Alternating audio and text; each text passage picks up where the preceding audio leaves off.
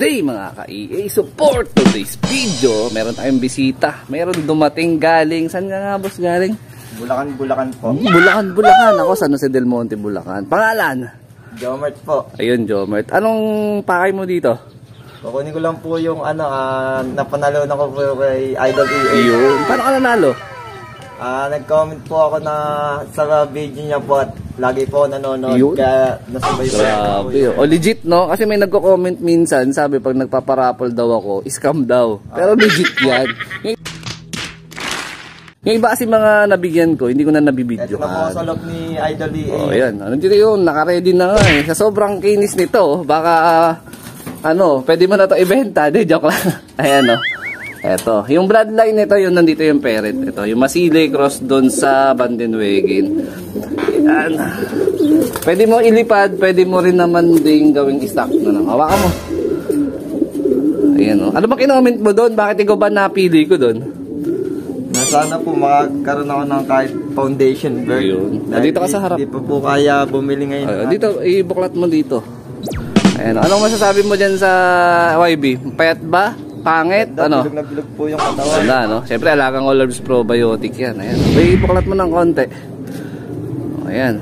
Anong gagawin niya? Foundation na o ililipad? Foundation na po. Foundation na. Baka meron kang gusto i-shoutout.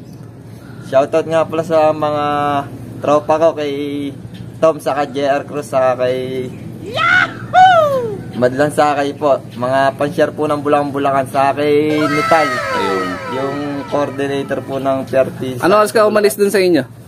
Mga 5:30 po. 5:30. Is bago mag-alas 7, dito ka na. No? So pinapunta ko kasi siya ng mga mas maaga mga ka-EA. Kasi meron tayong mga gagawin ng mga around tanghali. So hindi natin siya maa-assist. So yung misis mo, baka gusto mong batiin. Shoutout po kasi sa nagchat na sa'yo eh. Asawa ko na nagagalit pag nagkakalapate. Ayan. Sige. Ingat. A few moments later. Time check natin, 7:16 AM. So ito yung mga wires natin. Kamustahin natin yung kondisyon. Especially noong dalawa na ikakarga natin bukas, Huwebes. So yung schedule ng oras, 4 to 8 PM. So siguro magkakarga to si Kumparin Jordan o si Boss Jordan mga around 6 to.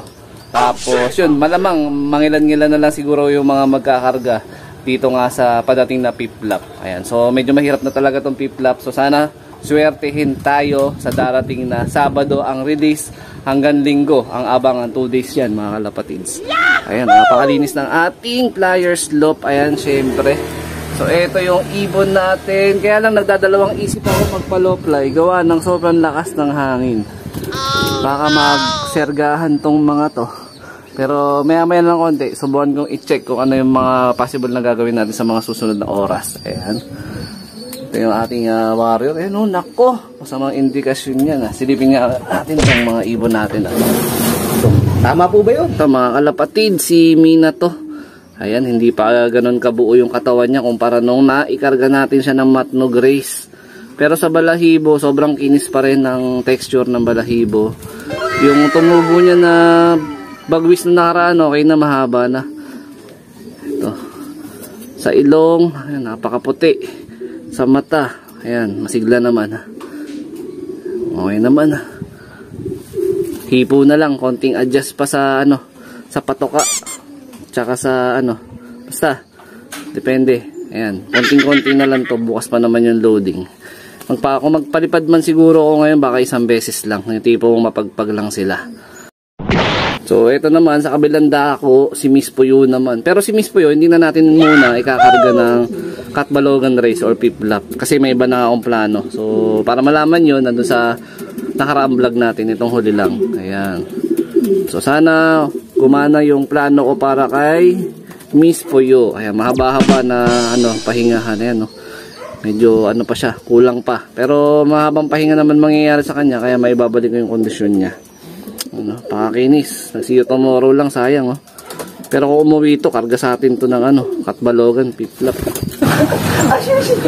At para sa pampinali natin, ayan, yung bida pa sa bida sa EA Lop TV. Ayan, So nagdaan na sa atin si Batusay, nagdaan na rin si Saber. So sa ngayon, ito na yung moment ni Hanzo, Ito yung pinaka breaking point natin dito kung sakasakali, kasi napakaganda ng performance ng lipad niya. Although hindi yung pang overallan yung lipad niya, pero yung pinapakita niyang performance na umuwi siya ng matyaga at umabot siya sa tamang oras, malaking bagay na sa akin yun. Ayan, napakakinis, napakaputi ng ilong, mata, katawan.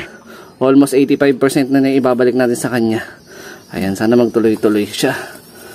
Ayan, so, grabe tignan niyo man yung lagatik ng bagwis ni Hanzo. Grabe, sana ikaw na. Ayan, ito, naging maganda rin yung pag-uwi ni Miss Puyo, kasi at least meron tayong pang motivate ng todo para nga dito kay Hanzo, para umuwi siya sa tamang oras. So actually nag-expect ako ng daybird, pero baka hindi natin siya maabangan ng day 1, pero depende sa magiging sitwasyon. Ayan, tingin nyo ba na babalik na ba natin bahagya yung audition niya o medyo kulang pa? Pero para sa akin okay na yan. Ayan, pati si Mina to okay na to. Dalawa na lang naman sila na nire-recover natin. 75 years later. Mga kalapatids, nakapag-desisyon na ako. Low fly tayo. Eto na. Ayun, Ingat. Baka sumerga. Daming kable, malakas hangin. Yung mga bago natin mga pabatcher. Ayan, maano na rin. Uy, si Miss Puyo. Ayun, lipad na. Ayun, Kaya tayo ng bubong. Silipin natin yung nila. Hoy, hindi ka pwede. Ito yung may diferensya sa pakpak. Pero all goods yan. Pwede natin gawing magandang materyales kasi maganda yung lahi niyan. Pwede na! Patid, sumampa tayo dito sa pinakabubong para makita natin yung mga ibon. Ayun sila. Uy, na sila. Sa akin,